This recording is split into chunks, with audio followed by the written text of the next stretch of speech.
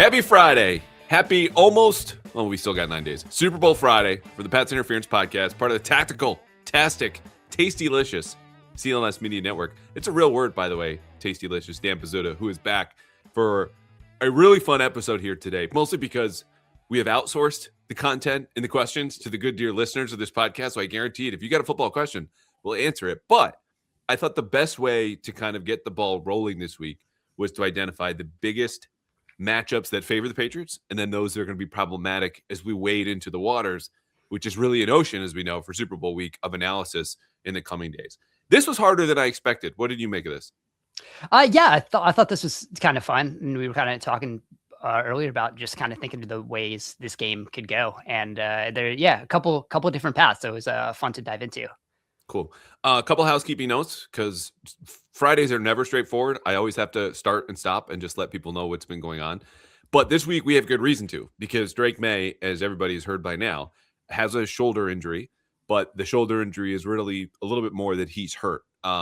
There's been no indication from anyone inside, outside the facility that Drake will miss Super Bowl 60. He himself has said, I'll be 99%, if not 100% come game. Just off the record on this public podcast, this is one of the storylines that kind of annoy me just because of the panic it fosters. And there's just uncertainty. Everyone does the same thing. I think he'll play, but I don't know. I'm a doctor. And we just have to sit with it. And that's been my best advice. But the bottom line is, I'm not really inclined to talk about this whole lot more. When he's listed on the injury report Wednesday and Thursday, says he's going to play, Mike Vrabel's not concerned. Until further notice, we'll leave it at that. Any objection? No, that sounds good to me. Okay, cool. Robert Spillane has not practiced. That certainly not as concerned as the quarterback having a less than 100% right shoulder, but I'm keeping my eye on that. The Patriots will also leave Sunday. If anyone listening to this is within driving distance or crazy enough to fly to see the Patriots fly themselves away from you, there is a send-off from the stadium. You can go. There is some weather to be expected, but if you want to go hang out, Dropkick Murphys is going to perform. I'm sure you'll hear Vrabel speak, Kraft, Drake Maye, etc. But that will lead us into the Super Bowl, as I will also be flying to the Super Bowl on Sunday. Okay, housekeeping is done. Oh, one final note. Callahan in the car, a character who visited us earlier this week, just wanted everyone to know he was upset that he forgot to mention that Drake Maye was not the only person running naked at the end of that Broncos game. He too was around his neighborhood after the Patriots were going back to the Super Bowl, thanks to that game-sealing play. So that's it for him. We will not hear from Callahan in the car for a while. The two best matchups for the Patriots, I think you and I, without having revealed our lists, have one at least that overlaps here. And the big name is the guy who has been big in the playoffs this year and big last season. His name is Milton Williams. And if he sees Anthony Bradford, that is bad news for Seattle. Am I wrong? No, that was my first note here. Yeah, I have just kind of the interior also, when you have Milton Williams, Christian Barmore against Bradford specifically, but I think just the interior of that offensive line. I think that's where the Patriots have gotten a lot of pressure so far throughout this postseason. I think that is where the Seattle offense, just in general, probably the Seattle team in general, is the weakest at that spot. So I think that is a huge strength on weakness matchup, that if the Patriots are going to have something break right for them, it's going to happen there. I have right now, when Barmore and Williams have been on the field, including the playoffs, they have a 44.8% pressure rate, which over the course of the full season would have been first. I mean, they're fifth in general, including the playoffs. But it's just been absolutely insane to the point where when both of those guys are on the field, and I think that is really where they can exploit some of those matchups in that game across the line. To be clear, 44% pressure rate would far and away lead every team in the season if extrapolated over a full year. And if you just think about getting to the line of scrimmage, if you're Sam Darnold, and flipping a coin, and that coin comes up heads and you're under pressure, that's kind of the proposition that you just laid out, because that coin means Christian Barmore and Milton Williams are on the field, and more often than not winning, because they're not playing 88% of the snaps, but within the 70 or whatever it is that they're playing, they're getting pressure. Yeah, look, I think there's just an old truth about this where your best players have to play their best in big games. But the fact that this aligns with the direct weakness of the Seahawks is what would give any Patriots player hope. Anthony Bradford, for those unfamiliar, gave up 6 pressures in the NFC Championship game. He is a poor pass protector who can and does have good games. Like if you were to go down his PFF page, there are enough 0s and 1s on there that you're like, oh, not so bad. But the bad games are bad, and I don't know from what you've watched of them aside from that. Gray Zabel's a good rookie guard, and you know they're young in the interior. Jake Sundell, their center. Is it Bradford and everybody else? Because that's at least what some of the numbers say when you look at Williams and Barmore versus this group. Yeah, he's definitely the weak point in that. So per Sports Info Solutions, they had him 28th in blown block rate among right guards, which there's only 32 of them, so it's not great. So it is he is a little worse in run blocking. I think a lot of the play action that they do helps him a little bit in pass protection. And that's where I think maybe some of those grades, which, I don't look at very often for that, is probably better than what they would appear when you're watching him play. I think they do have a very good job of protecting him while they are running heavy play action. But that is part of it. If New England can get that interior pressure and kind of knock them out of being able to run play action as much as they usually do, then I think you're getting Sam Darnold into straight dropbacks. And I think that's when the game can potentially split, because for as much improved as Sam Darnold has kind of been, I think we kind of have the past couple games really in our head. He was fine this year, and over the second half of the season, still, not as good as he has kind of looked, especially in the first half of the season and in the playoffs. If you go back, he's 8th in EPA per play when not pressured, still 23rd when pressured. Like, this is still a very heavily dependent quarterback on whether he can stay clean in the pocket. So if the Patriots are able to disrupt him, which again, we've already just mentioned, this is the biggest strength on the biggest weakness, like that is definitely something that can impact the game. One other way the Patriots tend to like to get pressure, and everyone has wisened up to this over the last few weeks because everyone's watching the Patriots nowadays. Their blitz pressure, and this was number 2 for me in terms of the biggest matchup advantages for the Patriots. And it's not a guarantee, right? Like, there's no just blitz button that you get to hit and there's automatic pressure that dispenses for you against Sam Darnold. Though if it was, the Patriots would win by 60. He was 14th in EPA per play versus the blitz this year, which is still a good enough number. The number that would be troubling if you're Seattle is that he had a 5% interception rate, meaning 1 out of every 20 dropbacks against the blitz, he's just throwing the ball away if he's not already dropping it with a fumble, of which he had a dozen this year. And lately, the Patriots blitz is not only just higher in quantity, and you're seeing it 40.5% of the time against Denver and 36.5% of the time against Houston on dropbacks.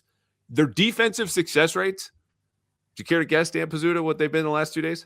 Or last 2 days? Jeez, 2 games. On the blitz, probably around 60, I would think, right? Higher. 78% against Houston, 73% defensive success rate against Denver. So again, that is overwhelming. They allowed 0.8 yards per play when blitzing against the Broncos. Even if you want to give the Jarrett Stidham adjustment, right? Bring it back to center and neutral situation, whatever, fine. It'll probably look like it did for Houston. 3.8 yards per play allowed against the blitz. So these numbers are off the charts. I think there is some commonalities here in terms of, they've have repeated their blitz pass. You'll see Jalen Hawkins through the B gap a lot, and that creates different issues. And when teams are running play action, this can kind of gum up those certain things. But the bottom line is, whether it's taking some schematic options off the table for Seattle or they're getting to Darnold, this is an area that if you're Seattle, you go, what are we going to do about this? Because this is a problem even before you get to the field. It's a problem now for their plan and their game planning. Yeah, and I think one of the interesting things that you can then build off of that, which I know New England has also done, is the simulated pressure packages that come off the blitz. And that's how a lot of teams have really gotten Darnold, just completely changing the picture after the snap. And I think we've seen the Rams have been the best. We're the best team at this, like during the regular season in general, and just against Darnold. So I think when you're that heavy blitzing and you can still bring the pressure blitzing, you start dropping out and changing things, and Darnold doesn't know who's coming. I think that's really where you can get him as a quarterback too. That's where a lot of those turnovers happen. So I think not only just bringing everybody, showing everybody, and then dropping out is going to be as big of a part too. Yeah, and we're going to get to this a little bit later, my notes for one of the mailbag questions that we had, but I do think there's an element of kind of setting the table that if you're the Patriots, you have to be willing to do for a later payoff, even if it means giving up a chunk play here or there. Like, you need to show certain looks to bait them into something later. And look, the Seahawks understand that kind of sequencing with play calling and game planning anyway. But it's in the heat of the moment, in heat of battle, to use a dramatic cliche, that it still comes into play, right? Like, so I like your point about that, and whether it is you want to come blitz, knowing you are eventually going to get to the sim pressure stuff to really protect you from the explosive plays, where Darnold has been among the best intermediate in deep throwers in football this year. And some of that is the play action piece, and other parts it's a clean pocket. But like, the dude is ripping it downfield. Not so much 0 to 9 yards. So there's stuff there that I think they're going to have to commit to early, whether or not, hey, this is our 100% best chance to get them off the field here. All right, let's bring some bad news. The worst matchup here for the Patriots against the Seahawks. Oh, unless you had one more. Yeah. So my positive, I think, is going to be Drake May's legs against the Seattle defense, because this is still a defensive line that wants to be a little aggressive. So Seattle was 24th in success rate against quarterback design runs and scrambles. They were last in EPA per play. That's been a bit in the playoffs, because they've, Brock Purdy was that's all he could do in that game. So they did give up some scramble yards there. You had the Matthew Stafford high leverage, like, stumble scramble that he had on the third down to pick up a first. So in the regular season, third down conversion at a few bars, like people just leaving and then doing exactly what Matthew Stafford did out the door.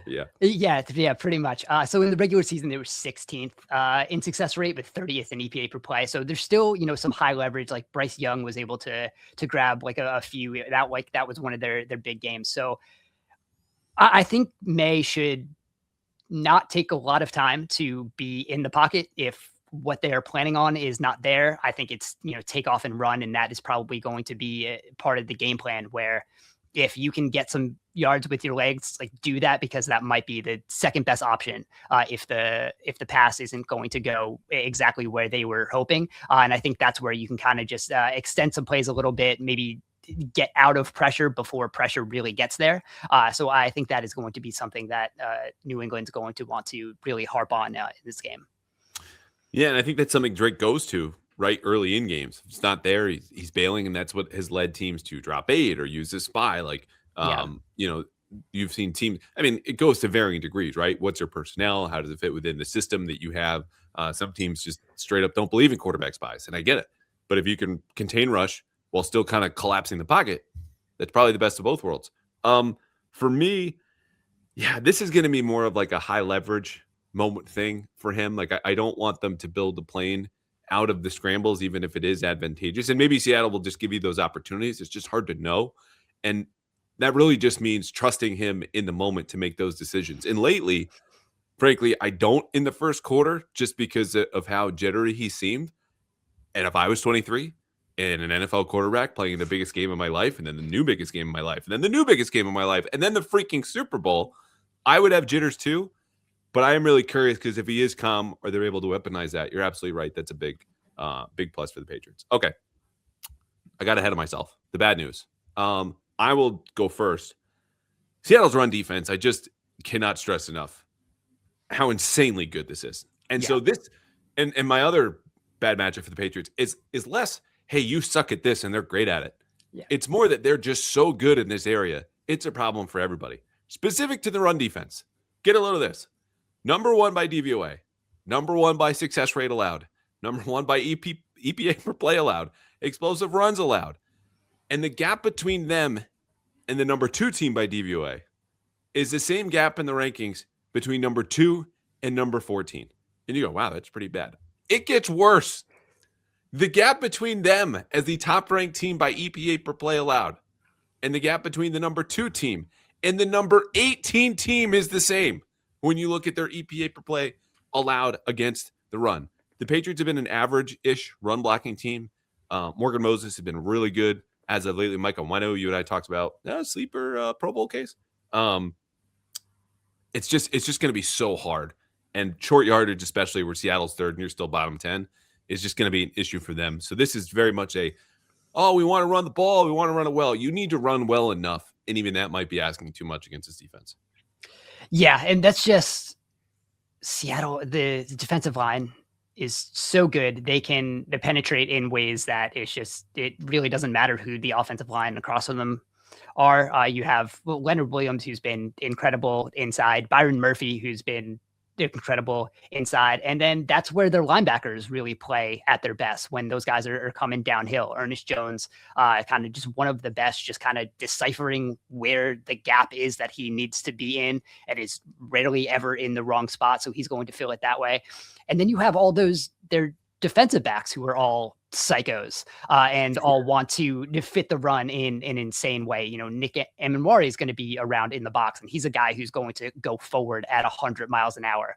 You have Devin Witherspoon too. So you have all of these guys who are not afraid to run up to the line of scrimmage and make a play in their run fit. So that is something that it's not just the defensive line. It is like the entire 11 defenders on the field are ready to play the run and fly downhill at any second. And that's what makes Seattle's defense so dangerous.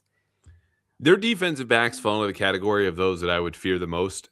And this is nothing. I don't have any statistics to back this up. It's simply vibes. Like, they're trash talking, and they deserve it every single time that they trash talk. This is not like the deep incompletion that the dude drops, and then you get the big incomplete from the DB who is 5 yards behind him. This is, I'm absolutely laying you out, and then I'm going to let you know about it, and I'm coming back for more. And, oh, by the way, I'm the smallest guy in the field, but I hit just as hard as everybody else. Like, this is an awesome group, and I'm so glad you brought that up, because Witherspoon, as we know, bounces between nickel, and he'll place him outside, and so, like, fitting in there as a run. And Minori, like, is everywhere, frankly, also at nickel as their hyper athletic safety. And for people who don't know, Nick Emenwari tested as one of the best athletes ever to go through the combine last February. So that's a dude that even when he's off the screen, there goes Ramondre. He's getting past the line of scrimmage. He might be stopped dead there and there, right there and there, because just how good that kid is. And also score one for the workout warriors, who I've been like sick of, like, they're going to play football, not lift weights and run. That dude can do everything, and he's a really exciting player. Depends on the position for true. Guys not to prop. We're not swinging all the way back, but I just, I'm just glad to be wrong every once in a while on that stuff, especially with the scouting. We don't want to get too bored of ourselves and what we think we know around the draft. Was that on your list? So no, but I did have the edge rushers against the tackles. I think is going to be something to watch, just because I think we've kind of seen Will Campbell struggle a little bit, which might be a little bit of an understatement here, just in the playoffs. And these are edge rushers who, again, are not going to be it's not a Will Anderson that you're going against, but these are guys that both Boy Maffei and DeMarcus Lawrence were. Maffei was 8th in pass rush win rate during the regular season. Lawrence was 15th. These are guys that just know how to win, can get in the backfield, can get off the line quickly. And I think we've seen when the edge pressure can get there so far in the playoffs, Drake Maye, as his pressure to sack rate is something we've talked about, has gone up significantly in the playoffs just because of how quickly some pressure has gotten in there.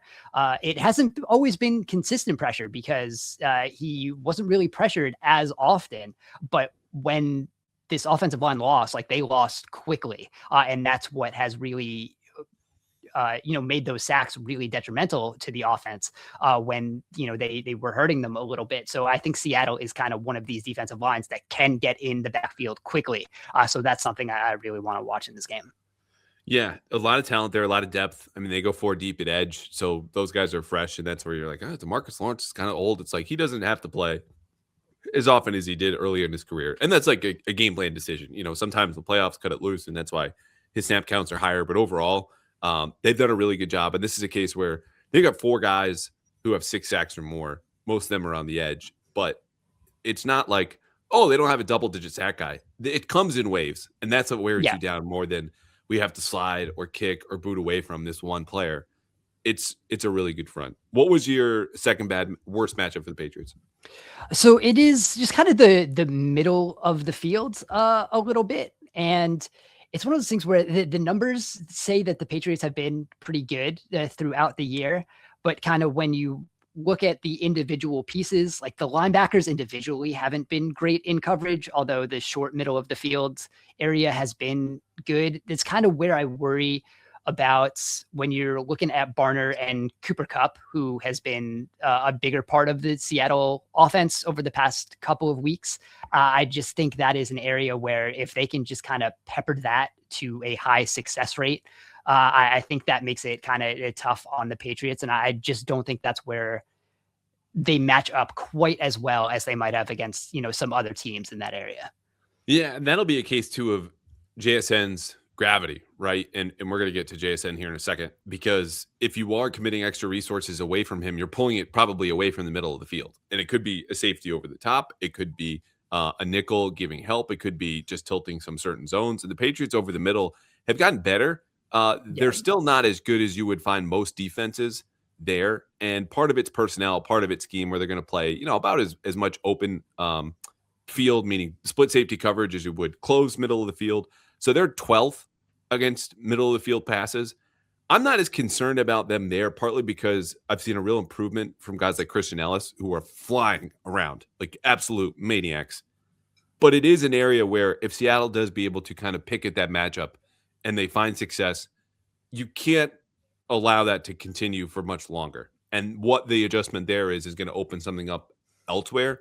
And that's where you might just be kind of playing catch up in a way that no one wants to, but especially in the Super Bowl.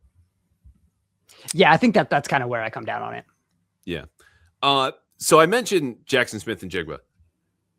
His matchup against Christian Gonzalez has me more excited than probably any in this entire game, aside from the schematics, which I think are going to be really fascinating. So it would stand to reason that he shouldn't be on this list of worst matchups. There's Christian Gonzalez. He's a top 5 corner in football. Patriots were second to last against number 1 receivers this year. It's just a fact. And part of that is Gonzalez, I think, being a little bit slower to come back. Part of it is he's not shadowing as much as he did in previous years under Maye and Belichick. They only gave up 6 catches for 56 yards, but a lot of touchdowns to guys like him. And I think they are going to be stressed, like a lot of defenses are. As the Rams saw, he'll go into the backfield. He'll be in the slot. He'll be outside. They'll manipulate your coverage, double teams, whatever it might be, with motion, drag you away, throw it the opposite side. And I trust Christian Gonzalez a lot. This is just a matter of Jaxon Smith-Njigba is a top 5 receiver in football. That is a problem. I do not care who you are. And anytime he is against, say, Marcus Jones, who I have all the respect for, it's just easy money for them for the most part. And Carlton Davis, even, that there's a DPI that's going to happen in this game, and they just have to hope it's 20 yards and not 40. Like that's just what it is. So that's a stress, and just in terms of the power and the gravity of that player, that even if Christian Gonzalez does a good job, they might be able to weaponize that extra attention or Gonzalez and take him out of the play that other players in the league just can't, because they're only, in my opinion, at least 4 receivers better than him. Even if, again, you feel good about the primary defender if he is that next Sunday. JSN is just so good. Yeah, I think that's the right way to frame it, and the way they've been able to weaponize him across the formation, like you talked about. So it's not just going to be this, one-on-one. We're gonna just leave him on the outside and in isolation, and those two are just gonna go at each other all game. It's not gonna be that way. JSN's gonna move around. Like for the first 2 years of his career, which is now insane. He was a low A-dot slot player, which I think completely wasted him, but like he can still win that way. He can still win in screens. And like you said, the way they get him in the backfield to manipulate coverage and just kind of change the picture and really force New England to then communicate to figure out who is going in there. One of the things, and Seattle was so good at that. I just remember the Rams tried that with Nakua on the 3rd down, I think, before the 4th down that they ended up failing in the goal line. And everyone on Seattle was just like, yeah, Nakua's in the backfield, like look out. And it's going to be one of those things where Seattle is real good at getting JSN into spots where he's just going to be wide open. And then he's just such a good route runner and so smooth. And so if you are in the right spot, he could be in a different spot within an instant. So it's one of those things where the coverage matchup is something I do trust, but just the way they use him is how he's gotten so many yards throughout the season. Yeah. Cool little wrinkle here. He and Christian Gonzalez grew up in the same area, so there's a history there. And I think we'll hear a lot more about that as we do about everything around Super Bowl week. I was trying to think as you were explaining that what the like real life comp would be for someone who spends their first 2 years at work and then in the third year just booms because the new manager or coach or boss was just like, oh no, you're much better at this. And what I landed on is like, you could be a fine, I don't know, pop singer and you're singing in a particular octave. And then someone just is like, why don't you try country? And you can go for like this, or maybe it's the inverse. I don't know. Whatever the bigger range is going to give you and just that style or flip or usage or genre, you just take off and are suddenly atop the charts every single week as he is with, I think, what is it? 119 catches for a league high 1,793 yards. So congrats to JSN and all of his Billboard top hits. Okay. Mailbag time. You ready? Yep. Let's do it. Good. We're going to give the people one question, then we're going to take a quick break. But I want to start here because I think this is a totally fair question that would probably be annoying me listening to folks, if I were a fan, talk about the Patriots' opponents. Is Seattle actually the number one defense in football, according to any sports fan 2K? Because we've heard this about Houston, and some people said it about Denver. I did not say it about Denver, but that's been out there. What say you, Dan Pizzuta? Yes. Yeah.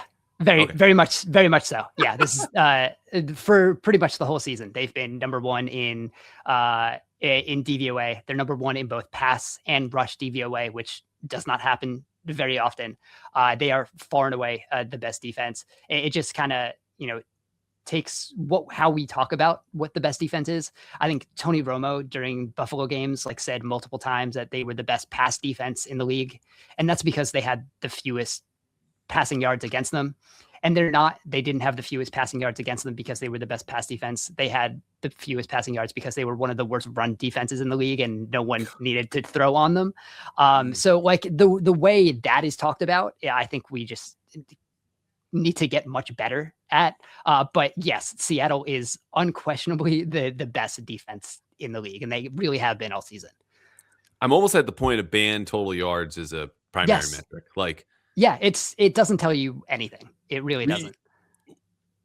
It's 2026. We had to wean ourselves off it, and people get used to what's DVOA? Is Callahan having a stroke with the EPAs and the this and the that? You can go by yards per play is even by itself. Per play is fine. Absolutely. Per play is totally fine. Points. How about that? The goal is not to allow the fewest yards, and you remove all the context and how good is the opponent and what their actual goals are, throwing turnovers, et cetera, et cetera. It's just, Seattle, and you hit it on the head. You can't be better than number one versus run and number one versus pass. They do not give up big plays. And part of this is structural in that, they're going to primarily play with the two high shell, and their defensive front is good enough to get pressure and kind of control the run with a light box, but then they want to spice it up and play some single high. They can do that too. They've got a good pressure package. I would say the one case for Houston would be, okay, if we're just going to line up and everyone knows what everyone else is doing, which is often the case with the Texans, that might be a harder defense to beat one-on-one, but the combination and the utilization of the scheme, the players within the scheme, is what puts Seattle over the top in addition to the consistency. So yeah, they're number one for me. Okay, we got a lot more questions to get to, but a quick break now to tell you about PrizePicks.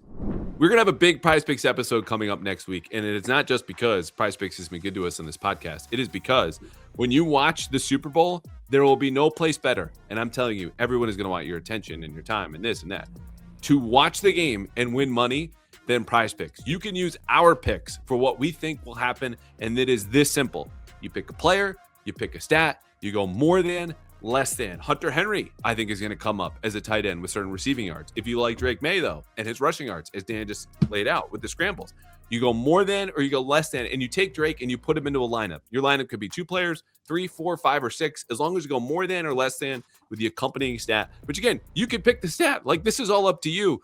That's it. That's how PrizePicks works. And let's say you do a lineup of 3 to 4 players, but the first 2 hit and you would like your money, please. No problem. Early payouts allow you to go with your players. If they get off to a hot start, you can have the option to cash out those winnings right away. So get a head start. Download the PrizePicks app, not Super Bowl Sunday, but today, and use code CLNS to get $50 in lineups after you play your first $5 lineup. That's code CLNS to get $50 in lineups after you play your first $5 lineup. PrizePicks, it's good to be right. Psycho Joe Missoula checking in. Always wonder what folks who have accounts named after them and then some sort of adjective that they did not approve think of this. But I don't know. Maybe Joe Mazzulla would like it. Quote, Josh McDaniels always has a wrinkle in the biggest games. Anything you've seen them put on tape that they could break tendency on and spit into a trick play. And Joe Mazzulla went to the first place I thought of. I don't know about you. Tonga rushing touchdown. Just that's purely vibes choice. Thayer Munford Jr. touchdown reception, which I wrote about last month. Give me your trickiest. Those were my answers. I've advocated for a hook and lateral, though we don't really see this from McDaniels, who already wasted his obligatory every 5 years Patriots postseason direct snap to the running back in Denver. What say you? Yeah, I think the Tonga touchdown might be it. I think we need to get rid of the multiple defensive tackle attempt at the quarterback sneak, whatever that was. That just needs to burn that. But I think if you can get one of the tackles on the field for, as a fullback, and throw it, that's probably the closest we're going to get. But I wouldn't be surprised if there isn't really anything, especially with this. It's going to be, trickery in maybe some other way and not necessarily, getting cute trying to throw to someone who's 300 pounds. Yeah. I'm going to make one play call prediction. Here it is. And everyone's going to hate it, for the record. This is either going for 4 yards or it's going for -4 yards. There will be a play action, fake end around into a running back screen that, again, will be somewhere near midfield and just goes nowhere. And that, I don't know if it falls into your trick play, but that to me is going to pop up. We've seen this in playoff games. It's in the playbook. There's something there. It's a lot of motion. You need to be able to hold up or distract a disciplined pass rush. Maybe it works. Maybe it doesn't. I don't think it will. There you go. Pyramid, the podcast. We have a record here, Dan, which I know you got one of these because I sent you a screenshot and the link. I didn't realize until just before we started, this man asked one question and then replied to himself twice, or this person, I should say. And so we have 3. This is the history in the podcast that we were making. So we're gonna go quickly. These are good questions. So that's why I want to get to all of them. The first one, am I wrong to think that coach versus coach, position versus position, that the Patriots might be better than the Seahawks? Doesn't guarantee anything, just an observation. I don't agree, but you tell me. Yeah, you're wrong to think that. It's okay. It doesn't mean the game won't be close, but you were wrong. The Seahawks are objectively better in just about every spot, which is fine. But it's going to be a fun game. You're wrong to think they're better. So the case for the Patriots would not be that they are better in more positions and coaches, because they're not, and they're also ahead. Like, this is year 2 for Mike Macdonald. They play in a more difficult conference. They just beat the Rams twice, who are better than probably any team on the Patriots schedule that they have faced, let alone beat Broncos, Chargers, Houston, obviously near the top of that list with Buffalo. The only case for the Patriots is that you leverage your strengths, meaning Milton Williams, who we already talked about, and Drake Maye, to a degree that it I would say that it, how do I want to put this? Compensates for, that is the way that I want to put this, all of those other deficiencies where you're looking at their pass rush versus your offensive line, your receivers versus their defensive back. Like, there are a lot of areas that you're not doing this. And the Seahawks are very, very well coached. Clint Kubiak might be the Raiders head coach Monday after the Super Bowl. Mike Macdonald might be coach of the year, if not Mike Vrabel. I get where he's going with that, but the Patriots' hope lies with Drake Maye and Milton Williams, not that, oh, we're better in most places. I don't know who would tell you that outside of New England. Question number 2. Why do you think Vrabel and McDaniels might talk? Who do you think Vrabel and McDaniels might talk to outside the Patriots organization for counsel to get more insight into Seattle? Are there inside relationships with divisional foes? He threw out someone that I wrote about today in my column, which was John Stryker, a.k.a. Stretch, a.k.a. ex-Rams game coordinator and advisor to Sean McVay last year, who also let him coach and be involved in the analytics. Because Stretch could just call McVay and say, all right, what do you got? And I would, given that the Rams scored 37 on Seattle. They scored 27 on Seattle. They had 20 explosive plays in 4 games. Thomas Brown's another one. So those are the only 2 guys I thought of. Yeah, I mean, probably someone involved in that. The Rams are just so unique because of the way they have Puka and Stafford, who are just going to hit like those deep digs over behind the linebackers that no one else in the league can really hit. Like, as much as we love Drake Maye and some of the receivers that they have, like they don't have anyone who's going to be able. Like, no one else in the league has that. It's just a way that the Rams can get to some of those plays and no one else can, which if you can like try to figure out how to scheme that up, it's going to be really hard. But yeah.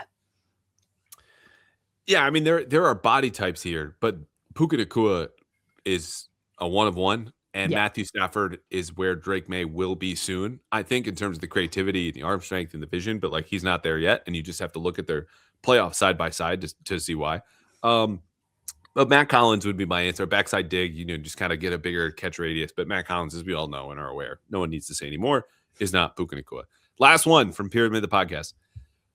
We always heard stories about Belichick going back to old game film and game plans to spring on new matchups, I guess, to use in new games. Would Vrabel go as far back as seeing ghosts, that 19 game on Monday Night Football for Sam Darnold versus the old Patriots to inform their game plan? Have you heard him mention old games? No, he has not mentioned old games, primarily because he doesn't want to mention anything old from the dynasty, and I respect it because this is something new. They have their own identity. He is very mindful, as a lot of the good coaches are in press conferences, that when he speaks to people like me, he's really speaking to the players. So whatever message he shares with me will inevitably get back to a family member or the player himself. He doesn't want to talk about stuff that's in the past or put that stress or pressure or attachment on them. So the answer is no.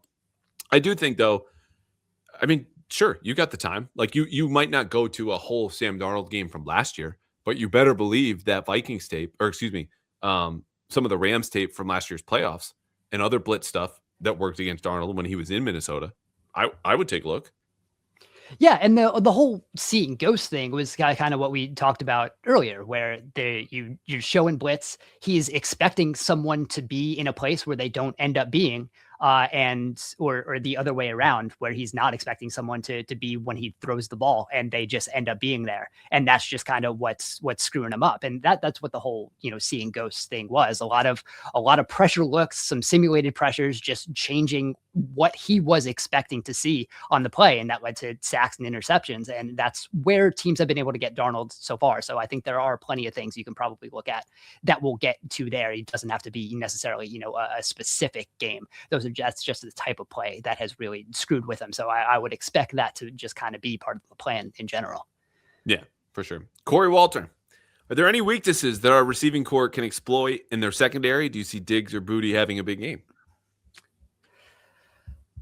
Yeah, it's tough. I mean, I think maybe the Booty thing might be interesting just because there might just be some close contact that you can maybe get away with there. And Booty's been so good at some of the contested catches, but I think, Woolen for everything that, kind of people talk about and then the penalty, and then they went right back to him at the touchdown. Tariq Woolen has been really good this year. He's like one of the better corners in the league. So I think it is going to be tough to consistently try to depend on winning one-on-one, and especially just kind of if you're trying to take some of those shots downfield, which the Patriots were so good at this year. I don't know if that's something you're going to consistently rely on. So it is, those one-on-one matchups are going to be kind of tough. I don't see a big game really for either of them. If it is for Booty, we know how that's going to happen, right? Like it is just the shots down the sideline. They hit one, maybe it's two or one and the touchdown. And there you go, because that's just been the formula for him, and he's very good at it. Diggs over the middle of the field is going to have problem against the best defense over the middle of the field, and especially if I don't think Devin Witherspoon would travel, but in certain high leverage moments, they might be wise to do that. I think this is a tight ends game, and Seattle's weakness still only has them average against tight ends by DVOA, and that to me is where I'm looking at early. And like I said, we'll talk about that more in the big PrizePicks episode, and next week with Bill Barnwell doing the kind of sleeper Super Bowl heroes. So maybe not Super Bowl MVP, but guys who could swing the game you don't expect. You'll see a tight end or two listed on there. So that's more where I'm looking than Diggs or Booty. Pigskin Enjoyer. Hey, dude, how do you feel our defensive interior compares to their offensive interior, really counting on our big boys to wreak havoc up the middle of the pocket to win the game? I think you and I covered this, unless you have anything more. No, I think that's completely right. That is the matchup you should be watching. And if the game goes the Patriots' way, it's because that was a matchup that was exploited, and Barmore and Williams were just in the backfield, just wreaking havoc. I'll throw two more names in there just because they deserve their flowers. Number one, Corey Durden as pass rusher suddenly is climbing up every efficiency charts like they are the Empire State Building, and he is King Kong, and he is hanging out there. No one has been able to take King Kong Corey Durden off the top just quite yet. and Kairos Tonga versus the run. Soft spot in my heart for that big dude. He's outstanding. That could be a stop where they're not great in short yardage, but if they are, he's the guy probably showing up to do some damage, not named Milton Williams or Christian Barmore. Russell Stevens. All right, you're in the team meeting room. Do you match Christian Gonzalez with JSN or double JSN and have Christian Gonzalez on the other boundary receiver? Yeah, I put Gonzalez on JSN because I think you're just kind of wasting Gonzalez otherwise, because the way Seattle's offense is structured, they don't really have a second outside receiver, and not really one they throw to. So especially when you look at man coverage. So to this up, JSN has a 37.3% target share against man coverage for Seattle. So, and the next is Cooper Kupp. So you're not going to be sliding Gonzalez into the slot to be going to Kupp. And then third is AJ Barner. So you're really not worried about Shaheed or whoever else they put on the outside as a realistic option on most passing plays. So I think it would be a waste of Gonzalez to have him covering whoever that is. And then I would still trust Gonzalez against JSN rather than Davis and a safety over the top for most of the game. So I think you'd be kind of wasting Gonzalez if you didn't match him up on JSN as much as you possibly could. Yeah, I tend to agree. Shaheed is an issue, but you know what those problems are. Like it's you just have to stay over the top on him and play top down. Like, okay, Yeah. you want to curl, you want to quick out, fine. Like that's not a well they're going to go to over and over and over again. He's a shot player. The answer for me though is you have to give different answers because Clint Kubiak is too good just to say, oh, you want a shadow? Like they've had 2 weeks to think about this. They'll have counters right away. This is a case where, Dan, I think this particular wrinkle within this matchup, as a lot of teams use motion to kind of uncover coverage and get defensive tells. When Gonzalez is shadowing him, they need to be in zone, I think, a good amount early in this game to say, we've got all of our options. And the Patriots used to do this with Stephon Gilmore, and I've tweeted out clips, years ago, but he would shadow Tyreek Hill, for example, against Kansas City. And Tyreek Hill would motion into the slot. You go, okay, man coverage, he followed it from the outside. Now he's on the inside. And then the snap would come, and he's running the middle, running the pull in cover 2. Because everyone understood the whole bigger picture concept of the play and everyone's individual assignments. So when you just have to change your position pre-snap from I'm on the outside, okay, I'm the flat player, to now I'm in the middle, I'm going to be running down the middle between the 2 deep safeties in cover 2. That all works. That's the stuff I think the Patriots need to get to say, yeah, Christian Gonzalez is going to be here all day, buddy. We're not moving. Except when we want to and we're playing zone. You know what I mean? Like that's the cat and mouse game that I think, okay, you say he shadows. It can't be man coverage all the time because no one plays man coverage all the time. Right. And early on, that is something I think Zach Core needs to show. And that, again, that I think they get to later when they want to and have to play man coverage, they can do it. But there's a little bit of doubt in Seattle's mind. Yeah, and the Seattle defense is really good at this because they have all of those demons at defensive back who can do whatever they need to do. So I think that does make a lot of sense. Like we said, earlier in the show, it's not going to be, even if they do go into, we want Gonzalez on JSN as much as we can, it's not going to be a one-on-one isolated matchup. That's not how Seattle plays offense. And that's not going to be how New England plays defense in this game. But I think that should be the plan, instead of, trying to put Gonzalez elsewhere and throwing multiple resources at JSN in coverage. I don't think that is the way to go. Yeah, the one, like, for example, had the Rams made the Super Bowl, then I think it's a conversation. You take away Devontae Adams and you double Puka, or you want to do vice versa. To me, that would have been a better solution. But like you said, there's just the drop off from JSN to anybody else and the way that they give him attention. It's not even like, you might think the world of Rashid Shaheed. You could be his cousin listening to this and pissed that we're just saying he's a 2-trick pony. Fine. The Seahawks think the same thing. Like, at least that's how they use him. All right, let's go through a couple of these a little more quickly. Keith, players from last year who have improved the most in 2025. So these are not just rookies, just guys who are on the roster. And he has for 3. I came with 3 pretty quickly. Kayshon Boutte, who we've talked about, and that's a maturity thing as much as his play.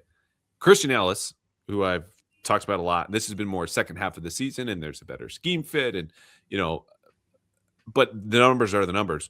Speaking of the numbers, there are only a handful of guys like Jalen Hawkins, multiple sacks, multiple picks, forced fumble in there. That's another better scheme fit, but he's also been way better than any other time in his career. And he's bounced around a little bit. So this is not just like, oh, finally I got in that quarters man kind of system. Like he's been awesome. Yeah. So I had Booty. I think Drake Maye is in there. I think. Wow, my God, I can't believe I did that. I would say the potential MVP quarterback did improve a little God. bit over his rookie year. I'm going to take a timeout. Dan, you steer the ship the next however long you want. Tell me when you need me. Oh my God. Yeah, so I think, he improved just a little bit. And then the other one who, wasn't on the roster last year, but is someone who's playing better than he has ever played in his career, K'Lavon Chaisson, who, we've talked about previously. He's just the way he's played this year, like there is no time during his career where he's come close to this. So a little cheating since he wasn't on the roster last year, but just what he's been able to do in this defense has been incredible. Can I come out now? Yeah, you're good. I'm not good. Even Chaisson's probably better than any of the players that I listed. Like, this is a classic case of being a little too in the weeds. Drake never entered my mind, but is absolutely number one with the bullet. He was literally named the PFWA's most improved player, none of the Patriots, all of football. God, it's going to stick with me the rest of today. Honorable mentions at the risk of, forgetting another guy who might win MVP. Ramondre Stevenson, not as much of a developmental story as just like, this is the best we've seen from him in the last 4, 5, 6 weeks. And Mike Onwenu a little bit, which is more like guys finding their talent level again, which is just kind of nice to see. I'm going to do like 100 push-ups after this is done. Luke Areno, do you think Durden and Ponder can develop into legit starting caliber players? Where do they need to improve the most to see more playing time moving forward? So Ponder is very much a rotational pass rushing player. Durden has been good against run and pass. I think for him, it's more of a just prove over time this isn't a fluke. Which when I hear that answer from players and coaches, it's just like, oh, it's just the consistency part. Like, okay, that's true, but you can consistently suck. And congrats on your consistency. You suck. You need to do more of the good things. And for him, I do think there is an element of, prove that you can play across the defensive line a little bit more. Like Milton Williams being able to kick out to the 5 technique, and Christian Barmore's doing that a little bit. And he's bounced around, don't get me wrong.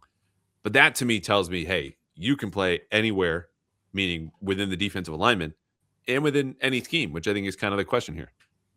Yeah, and that's kind of what you have to be to be a starter. But for him to be a useful, just more than a rotational piece, I think is a plus already. Even if that's what he axes out as, it's been a lot of good production there. So, but I think that's it. He's going into just being a plus player as part of that roster, regardless. Matt Jenkins, Stephon Diggs, or Hunter Henry, who needs to step up most in the Super Bowl? Yeah, I think we kind of talked about it. It's going to be more of a tight end game. And I think if one of them ends up having a big game, it's going to be Henry in some way, because I think it's just going to be real hard to get Diggs, I think, that involved to where he's going to have some breakout, like 100-yard game. But I think Henry kind of over the middle of the field, like you said, Seattle 16th in DVOA against tight ends, which that's still not something you want to exploit. But when you look at what they are against everyone else, that's kind of their biggest weakness in coverage. So I think it might be a Henry gets a couple of chunk plays and something like that. And that's how they're going to get some of the passes against this defense. Yeah. And look, this isn't to sound dismissive of Diggs. Don't get us wrong. This is Seattle feels comfortable with all of its, corner matchups. And as Matt just highlighted in the question, I didn't include this, but he says, look, outside of a great quote, having a great TD catch, neither has produced at the regular season level in the playoffs, end quote. He's right. And some of this, I think, for Hunter Henry, had a lot of good matchups against Denver. Did have a drop. That's on him. The snow is not on him. Drake Maye having his least accurate start ever is also not on him. So I think he'll bounce back. But the question with Diggs for me is not so much will he get open, will he catch the ball? It's will his most improved MVP quarterback stare him down on third downs, because we saw that against Denver and they fooled him in that first drive. But that to me is something Seattle's going to be waiting for, and Drake just has to go to the open guy. which he's done a really, really good job of. Don't get me wrong, but there's going to be a compulsion or a feeling to go to Diggs because he's been so good in those spots, and I just think Seattle's going to have more answers for him. Yeah, it's just a tough matchup. Like if this was going to be yeah. against the Rams, like this would have been a Diggs game completely. Yes. So it's just the way the matchup ended up. Yeah. Jack says football players are stereotyped as jocks, but many players sound to me more like nerds who happen to have maximally nerded out on their sport in addition to the usual things many of us nerd out on. Does this armchair observation jibe with your interaction with players? Yeah, look, maybe, again, this is a case of me just being very myopic and head in the weeds and missing stuff like the jock stereotype, which I think is antiquated, frankly. But if it's still out there, and I'm sure it's shared by some folks, yeah, these are guys who are incredibly dedicated to what they do, which is highly specialized, right? Like you're not going to have a resume that says I can break down trap two coverage and I can play nickel or outside corner. Let me go work on Wall Street.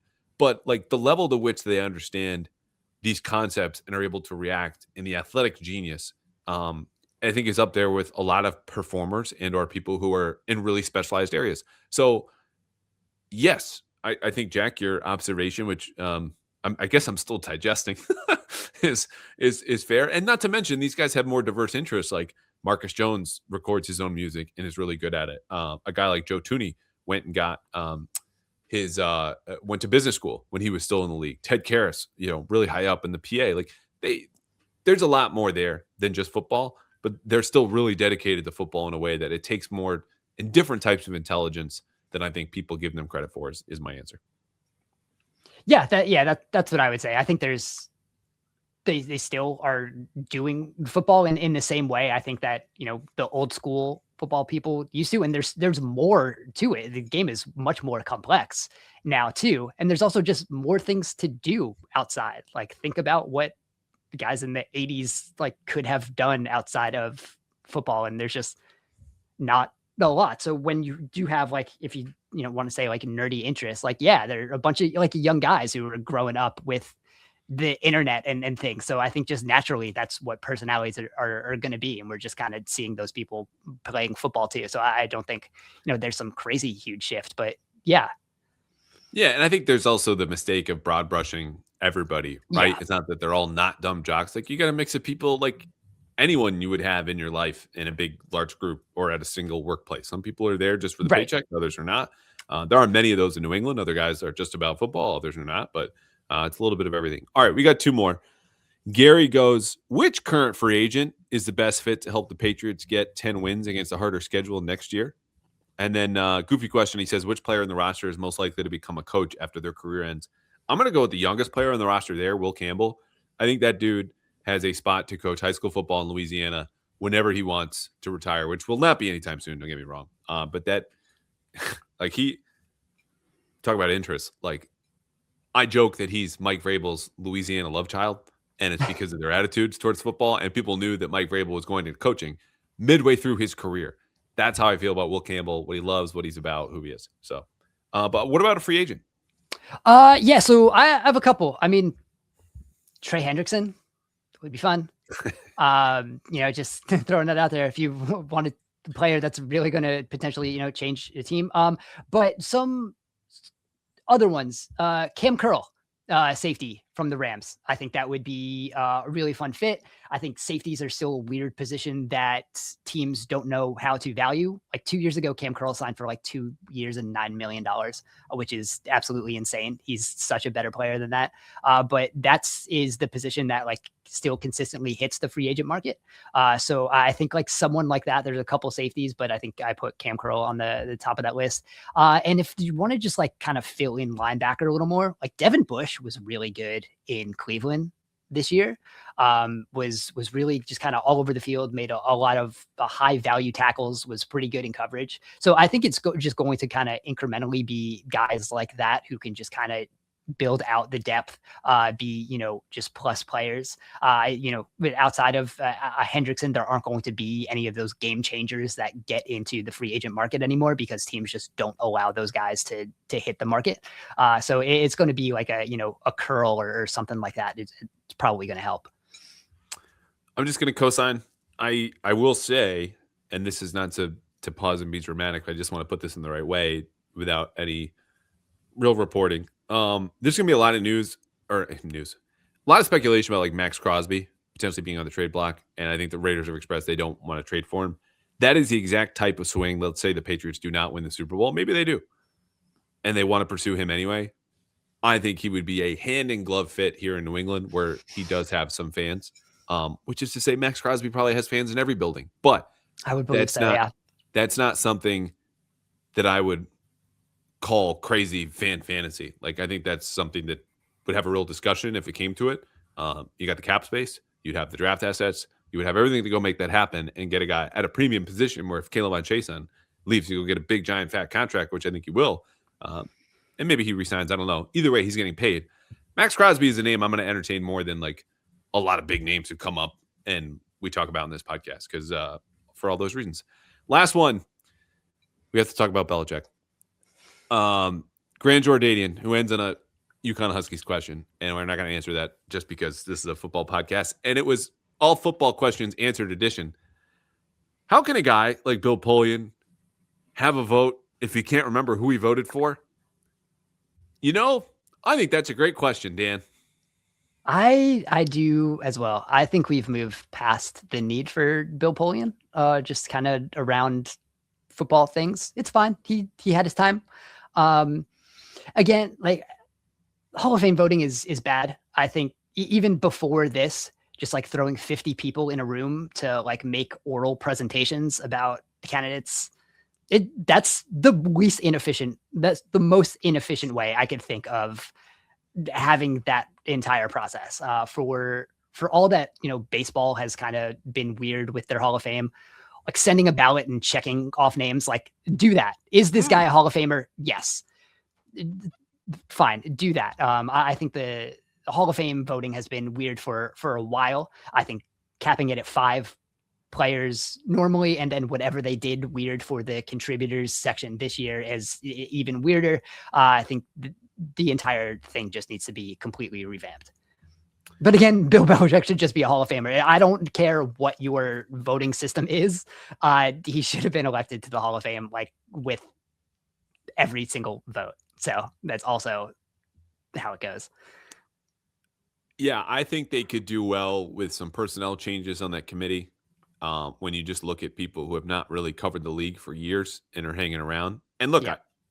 If I was retired, and I had a vote, I wouldn't want to give it up. That's probably one of the coolest things I have going. But it should happen. I think they should change the process. There's no world in which you should pool owners with Hall of Fame head coaches and then players who are hanging around and force people to pick 3 out of the 5 that are making it, which, again, you're only allowed to vote for 3 in this coach contributor category, which would really be split off. It's not. And yeah, vote for Bill Belichick, who should have been a unanimous first ballot Hall of Famer. People have been indignant about this for days, so I don't want to spend too much more time about it. It is obvious. It should be obvious. There is both a broken system and a broken brain, apparently, shared by a few different people regarding Bill Belichick, because he should, the greatest coach of all time, should have been in there. It just is what it is. All right. We have a big week of content coming up here in the show. What do you have coming up for the Super Bowl, aside from more great analysis like the folks just got a taste of here today?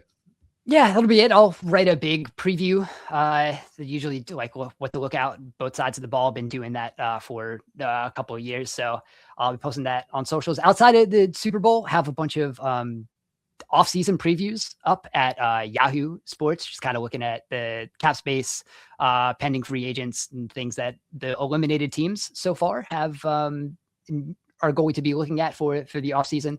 That's at Yahoo.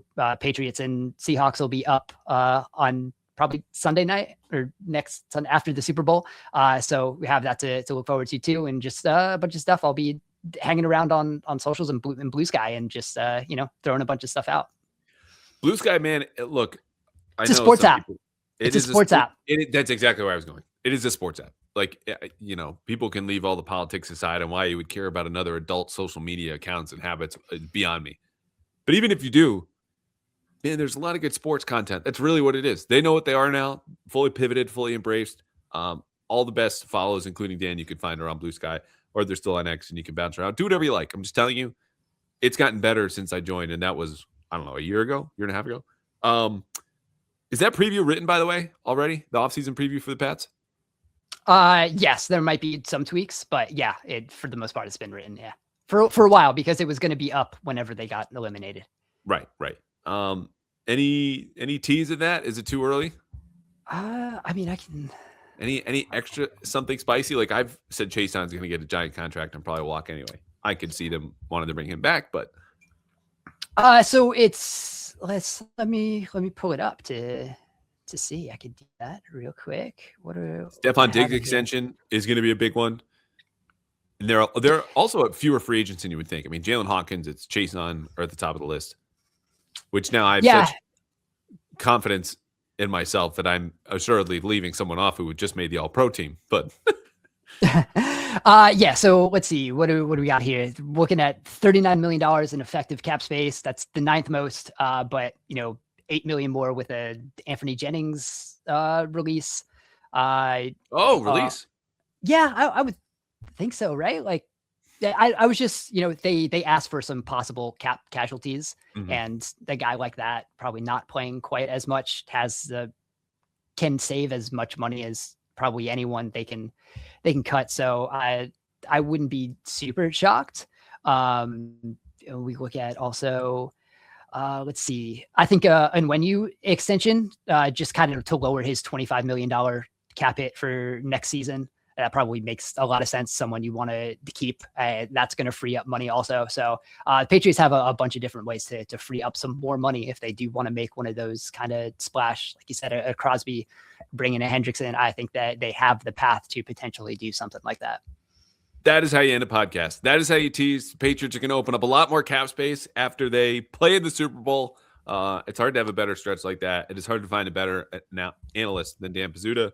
Thanks for hanging out, man. Obviously, we'll have you back. And I hope you enjoy the Super Bowl, all right? Yeah, absolutely. Hope you do also. I will. See you, man.